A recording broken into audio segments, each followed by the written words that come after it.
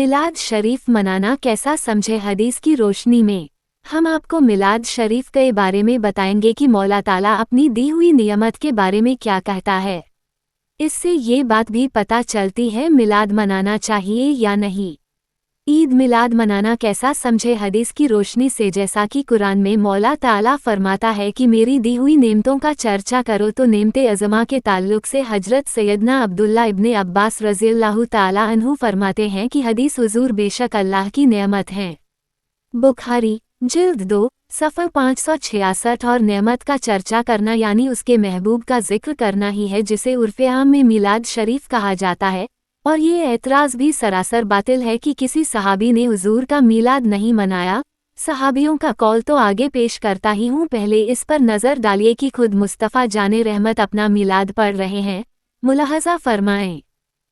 हदीस तारानकन हज़रत अब्बास रज़ियल्लाहु ताला अन्हु फरमाते हैं कि एक दिन हुजूर मेंबर पर तशरीफ़ लाए और फरमाया कि मैं कौन हूँ। सहाबा ने अर्ज़ की कि आप अल्लाह के रसूल हैं। फरमाया कि मैं अब्दुल मुत्तलिब के बेटे का बेटा हूँ। अल्लाह ताला ने तमाम मखलूक को पैदा किया, उन सब में सबसे बेहतर मुझे बनाया। फिर मखलूक के 2 गिरोह किए, उसमें भी सब में बेहतर मुझे रखा। फिर उनमें कबीले बनाए और मुझे सब में बेहतर कबीले में रखा। फिर उनमें घराने बनाए और मुझे सबसे बेहतर घराने में चुना, तो मैं उन सब में अपनी ज़ात और घराने के एतबार से सबसे बेहतर हूँ। तिर्मिज़ी जिल्द 2 सफ़र 666। क्या ये मिलाद नहीं है? और पढ़िए हदीस हजरत सैयदना अबू कतादा रज़ियल्लाहु ताला अन्हु फरमाते हैं कि हुजूर हमेशा पीर के दिन रोज़ा रखते थे। जब आपसे इसके मुताल्लिक पूछा गया तो आप फरमाते हैं कि इस दिन में पैदा हुआ। मुस्लिम जिल्द 1 सफ़ा 821। गौर कीजिए, साल में 52 दोशंबे होते हैं और हुजूर हर पीर को रोज़ा रख रहे हैं और फरमाते हैं कि इस दिन में पैदा हुआ। बेशक आप पैदा तो 12 रबीउल अव्वल शरीफ दोशंबे को हुए, मगर चूंकि दिन दोशंबा था इसलिए उस दिन की फजीलत तमाम सालों के दिनों पर रख दी गई। खुद खुदा जिनका मिलाद पढ़ रहा है, खुद हुजूर अपना मिलाद पढ़ रहे हैं। और किसने कहा कि सहाबा ने हुजूर का मिलाद नहीं पढ़ा? उनका तो दिन रात ही हुजूर के जिक्र में गुजरता था। उन्हें हमारी तरह हुजूर का जिक्र करने के लिए मौक़ों की ज़रूरत नहीं पड़ती थी। फिर भी कुछ रिवायात पेश करता हूँ। इस हजरत अता बिन यासर रज़ियल्लाहु ताला अन्हु फरमाते हैं कि हम अब्दुल्ला बिन उमर बिन आस रज़ियल्लाहु ताला अन्हु के पास गए और उनसे हुजूर की नात पढ़ने को कहा, तो आपने हमें हुजूर की नात पढ़कर सुनाई। मिशकात जिल्द 2 सफ़र 520।